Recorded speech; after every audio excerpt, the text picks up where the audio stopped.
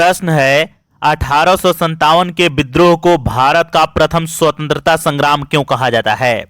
इसके कारणों, स्वरूप एवं परिणामों की चर्चा कीजिए 500 शब्दों में। सबसे पहले हम लोग परिचय के बारे में जान लेते हैं।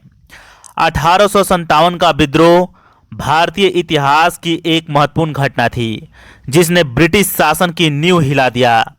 इसे विभिन्न इतिहासकारों ने सिपाही विद्रोह, महाविद्रोह तथा भारत का प्रथम स्वतंत्रता संग्राम कहा है। विशेषकर विनायक दामोदर सावरकर ने इसे प्रथम स्वतंत्रता संग्राम की संज्ञा दी।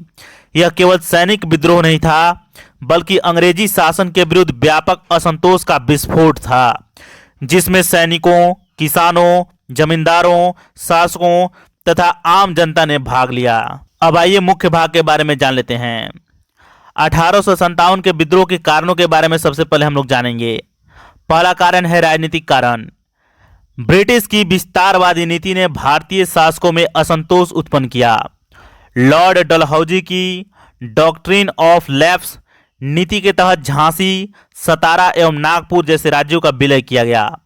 अवध के विलय ने भी जनता और सैनिकों को नाराज किया। दूसरा कारण है आर्थिक कारण। ब्रिटिश नीतियों ने भारतीय कुटीर उद्योगों को नष्ट कर दिया, किसानों पर भारी कर लगाए गए तथा जमींदारों के अधिकार छीने गए। इससे ग्रामीण अर्थव्यवस्था संकट में आ गई। तीसरा कारण है सामाजिक एवं धार्मिक कारण। अंग्रेजों द्वारा सामाजिक सुधारों तथा ईसाई मिशनरियों की गतिविधियों से भारतीयों को अपने धर्म एवं संस्कृति के खतरे में पड़ने का भय हुआ। चौथा कारण है सैनिक कारण। भारतीय सैनिकों के साथ भेदभावपूर्ण व्यवहार किया जाता था। वेतन, पदोन्नति और सुविधाओं में असमानता थी। अंततः एनफील्ड राइफल की चर्बी युक्त कारतूसों ने विद्रोह की चिंगारी भड़काई। अब आइए विद्रोह के स्वरूप के बारे में जान लेते हैं। 1857 का विद्रोह केवल सैनिक असंतोष तक सीमित नहीं था। इसमें विभिन्न वर्गों की भागीदारी दिखाई दी। बहादुर शाह द्वितीय को प्रतीकात्मक सम्राट घोषित किया गया। रानी लक्ष्मीबाई, नाना साहेब, तात्या टोपे तथा कुंवर सिंह जैसे नेताओं ने इसका नेतृत्व किया। उत्तर एवं मध्य भारत में इसका व्यापक प्रभाव पड़ा। हालांकि विद्रोह पूरे भारत में संगठित रूप से नहीं फैल पाया तथा दक्षिण भारत और पंजाब के कई क्षेत्रों ने इसमें सक्रिय भाग नहीं लिया। इसलिए कुछ इतिहासकार इसे पूर्ण राष्ट्रीय आंदोलन नहीं मानते हैं। आइए अब विद्रोह के परिणाम के बारे में जान लेते हैं। 1857 के भारत शासन अधिनियम द्वारा ईस्ट इंडिया कंपनी का शासन समाप्त कर भारत का शासन सीधे ब्रिटिश क्राउन के अधीन कर दिया गया।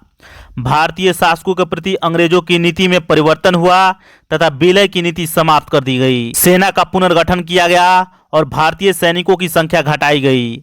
अंग्रेजों ने फूट डालो और शासन करो की नीति को अधिक व्यवस्थित रूप से अपनाया। इस विद्रोह ने भारतीयों में राष्ट्रीय चेतना का बीजारोपण किया, जिसने आगे चलकर स्वतंत्रता आंदोलन को प्रेरणा दी। अब आइए निष्कर्ष के बारे में जान लेते हैं।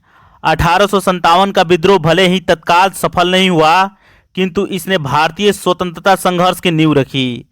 यह अंग्रेजी शासन के विरुद्ध व्यापक जन असंतोष की पहली संगठित अभिव्यक्ति थी। इसी कारण इसे भारत का प्रथम स्वतंत्रता संग्राम कहा जाता है। इस विद्रोह ने भारतीयों में राष्ट्रीय एकता और स्वतंत्रता की भावना को मजबूत किया, जो आगे चलकर स्वतंत्रता आंदोलन की आधार बनी।